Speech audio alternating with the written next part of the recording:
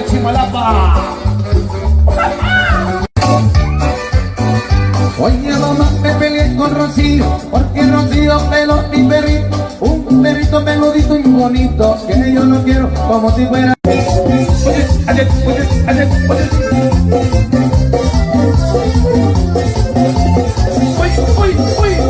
Y así se goza en Santa María Chimalapa. Pues cerca de mi casa, donde te conocí. Toda la mañanita